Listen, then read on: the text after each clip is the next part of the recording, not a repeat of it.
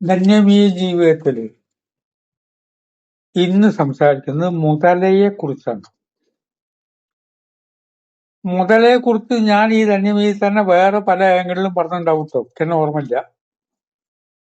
മുതല ഇങ്ങനെയാണെന്നൊക്കെ പറഞ്ഞിട്ട് മുതലയും മുയലും ആമയും ഒക്കെ പറയും. ഇന്ന് മുതലയെ കുറിച്ച് പറയുമ്പോൾ എന്റെ മനസ്സിൽ സ്വാധീനിച്ച 3 മുതലകളുണ്ട്. ഒന്ന്, ശങ്കരാചാര്യര് കുട്ടിയായിരിക്കും അമ്മയുടെ കൂടെ പുഴയിൽ കുളിക്കാറുണ്ട്. അദ്ദേഹത്തെ ഒരു മുതല കടിച്ചു. അമ്മേന്ന് ഇവിടെ നിലവിളിച്ചു. ആ നിലവിളിച്ചപ്പോ അമ്മ വന്നപ്പോ എന്നെ സന്യാസം സ്വീകരിക്കാൻ അമ്മ സമ്മതിക്കും എന്ന് പറഞ്ഞാൽ മുതല കടി വിടുന്നു പറഞ്ഞ കുട്ടി. അമ്മ പ്രാർത്ഥിക്കൂ, മകന്റെ ജീവൻ കിട്ടില്ലല്ലേ, മോനെ നീ സന്യാസി ആയിക്കോന്ന് പറഞ്ഞു. മുതല കടി വിട്ടു. ഇങ്ങനെ കൃത്യം കണ്ടവരുണ്ടോ? 2500 കൊല്ലം മുമ്പേ ഇതിപ്പോ മുതല പിടിച്ചു പോന്നോ ഈ കുട്ടി ഇങ്ങനെ പറഞ്ഞു പോന്നു. കണ്ടവരുമില്ല, ശങ്കരാചാര്യം കണ്ടവരില്ല, അമ്മയെ കണ്ടവരുമില്ല. പക്ഷെ മുതല എങ്ങനെ ഈ കഥാപാത്രമായിട്ട് വന്നു? രണ്ടാമത്തെ മുതലയിലേക്ക് കിടക്കാം. ഇതിന്റെ ന്യായീകരണം പറയാം. ആന വെള്ളം കുടിക്കാനായിട്ട് വന്നു. അഹങ്കാരിയായ ഗജേന്ദ്രൻ ഭയങ്കര പ്രമാണിയാണ് വിചാരേ. ഇങ്ങനെ അവനവന്റെ പ്രമാണിക്കം മുഴുവൻ ശരീരഭാഷയിൽ തന്നെ വരുമല്ലോ പലരും. അവര് നടന്നു വരുമ്പോ കാണാമല്ലോ.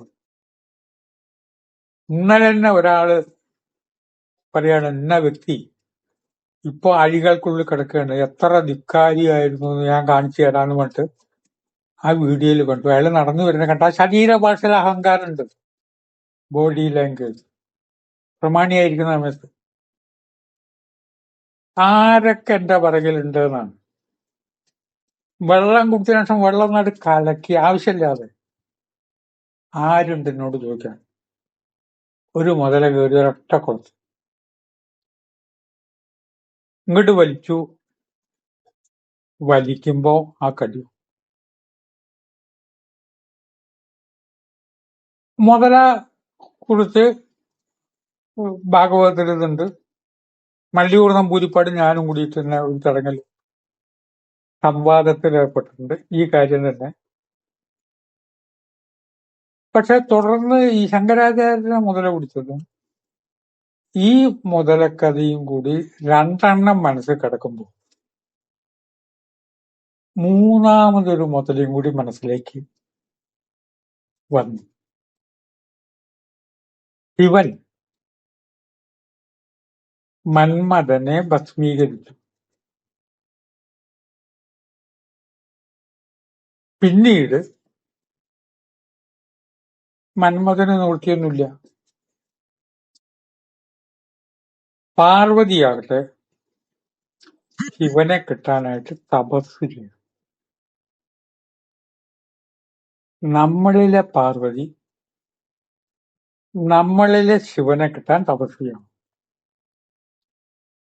നമ്മുടെ മസ്തിഷ്കത്തിൽ തന്നെ സങ്കല്പങ്ങളെ പ്രാവർത്തികമാക്കി തരുന്ന ശക്തി നമുക്ക് കിട്ടണമെങ്കിൽ നമ്മൾ തന്നെ പണിയെടുക്കണം.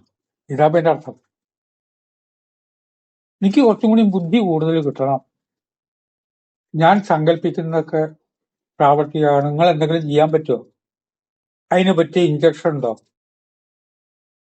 ഇഞ്ചക്ഷനും ഇല്ല, ഗുളികയില്ല. നിങ്ങൾ മെഡിറ്റേറ്റ് ചെയ്യണം. ആ മെഡിറ്റേഷന്റെ പ്രാധാന്യത്തെ പറ്റി എനിക്കൊക്കെ കുറച്ചൊക്കെ ഒന്ന് വൈകിട്ടാണ് ആളുകൾ പറഞ്ഞു തന്നത്. ലളിതാ സഹസ്രനാമം ഉണ്ടാ, അത് വായിക്കുമ്പോ എന്തുണ്ടാവും? അത് നിരന്തരം വായിക്കുമ്പോ നമ്മളിലെ തപശക്തി വർദ്ധിക്കുന്നു. അതിന് വേറൊരാളെ കൊണ്ട് ചെയ്യിപ്പിച്ചിട്ട് കാര്യമില്ല. പാർവതി തപസ് ചെയ്തു. ഇലകൾ പോലും ഭക്ഷിക്കാതെ അപർണ എന്ന പേരും വന്നു. 60 കൊല്ലം തപസ് ചെയ്തു. അങ്ങനെയിരിക്കെ ഒരു കുട്ടിയെ മുതല പിടിച്ചു. മുതല പിടിച്ചപ്പോ പാർവതി പവർ പരാശക്തി ആ കുട്ടി അവിടുന്ന് എന്നെ രക്ഷിക്കൂ അമ്മേന്ന് വിളിച്ചു. സാധാരണഗതിയിൽ തപസ്സാണെങ്കിൽ ഈ ബാക്കി ശബ്ദങ്ങളൊക്കെ ഒന്നും കേൾക്കാതെ നടക്കുന്ന കാര്യമല്ല. തപസ്സിരിക്കുമ്പോ ബാക്കി ശബ്ദം കേൾക്കുക, ബഹളങ്ങളിൽ ഇടപെടുക, ഘോഷയാത്ര പോകുമ്പോ എന്ത് മുദ്രാവാക്യ വിളിക്കുക നോക്കുക, അത് നടക്കുന്ന കാര്യമല്ല. പാർവതി അങ്ങനെ സുഭിതയായിട്ട് മുതലയുടെ അടുത്തെത്തിയപ്പോൾ മുതല പറഞ്ഞു, 60 കൊല്ലം കൊണ്ടുണ്ടായ തപശക്തി മുഴുവൻ എനിക്കിട്ട് തരണം, എങ്കിൽ ഞാൻ കുട്ടിയെ രക്ഷപ്പെടുത്തും. 60 വർഷം കൊണ്ട് നേടിയെടുത്ത തപശക്തി മുഴുവൻ കൊടുക്കണം. എന്റെ തപശക്തി തന്നിരിക്കണം. എനിക്ക് വേണമെങ്കിൽ ഇനി വീണ്ടും 60 കൊല്ലം മെഡിറ്റേറ്റ് ചെയ്യാം. കാരണം ഈ കുട്ടി എന്നെ വിളിച്ചത് അമ്മേ എന്നാണ്. അമ്മേ എന്ന വിളി ഏറ്റവും പവിത്രമാണെന്ന് പറയേണ്ട കാര്യമൊന്നുമില്ല. അമ്മയെ വിളി. അമ്മ അടിക്കുമ്പോഴും കുട്ടി അമ്മേ എന്നല്ലേ വിളിക്കുക. നമ്മൾ അമ്മയെന്നല്ലേ വിളിക്കുക. വീഴാൻ പോകുമ്പോഴൊക്കെ അമ്മയല്ലേ. ഇഷ്ടദേവതയുടെ ദേവാലയത്തിൽ ചെല്ലുമ്പോൾ ആളുകൾ ഇങ്ങനെ അമ്മേ അമ്മേ എന്ന് വിളിക്കും. എന്നെ അമ്മ എന്ന് വിളിച്ചു ഈ കുട്ടി. അപ്പൊ അങ്ങനെ വരുമ്പോൾ ഒരു സംശയം, മുതല എന്നൊക്കെ പറയുമ്പോൾ വേറെ അർത്ഥം കൂടി ഉണ്ട്. ആധാരചക്രങ്ങളിൽ നിൽക്കുന്ന കുണ്ടലിനി ശക്തി മുകളിലേക്ക് ഉയരണം. മൂലാധാരം, സ്വാധിഷ്ഠാനം, മണിപൂരകം. മണിപൂരകം വിഷ്ണുവിന്റെ ആസ്ഥാനം. അതിനെയാണ് വിഷ്ണുമായ എന്ന് പറയുന്നത്. എത്തേണ്ടത് ശിവനിലേക്കാണ്. ശിവൻ അവിടുന്ന് വിളിച്ചുകൊണ്ടിരിക്കണോ, ഇങ്ങോട്ട് വാ എന്ന് വിളിച്ചുകൊണ്ടിരിക്കുന്നു എന്നുള്ളത് ശരിയാണ്. ഇവിടുന്ന് ഉയരണം. ആ മണിപൂരിയെ കേട്ടിട്ട് അനാഹത ചക്രത്തിന്റെ പ്രതീകമോ ദേവതയോ രൂപമോ മൃഗമോ ആണ് മുതല. അതാണ് മുതല പിടിച്ചു, കൊളത്തുട്ടു. ഇപ്പൊ ശങ്കരാചാര്യരെ മുതല പിടിച്ച എന്താണെന്നത് ഇപ്പൊ മനസ്സിലായി. ഗജേന്ദ്ര മോക്ഷത്തിലും ഒടുവിൽ ഗജേന്ദ്രൻ എന്തുണ്ടായി? മോക്ഷം കിട്ടി. ഗജേന്ദ്രന് മോക്ഷം കിട്ടാൻ ഈ മുതല ഗുണം ചെയ്തു. അതിനെന്തു വേണം? മണിപൂര ചക്രത്തിന്റെ ദേവതയാണ് വിഷ്ണു. താമരപ്പൂ കൊണ്ട് അർപ്പിച്ചു. താമരപ്പൂ കൊണ്ട് അർപ്പിക്കാൻ തോന്നാൻ കാരണം മുതല കടിച്ചതാണ്. ആ മുതല നമ്മളെ ഉയർത്തുകയാണ്. പലരും ഉയർത്തുന്നുണ്ടല്ലോ. എത്രയോ മഹാന്മാരായ വ്യക്തികൾ നമ്മുടെ ചുറ്റുമുണ്ട്, ഇപ്പുണ്ട്. അവര് മഹാന്മാരുടെ പേരൊക്കെ ചൂണ്ടിക്കാണിച്ച അടി കിട്ടുന്നതുകൊണ്ട് മുണ്ടില്ല.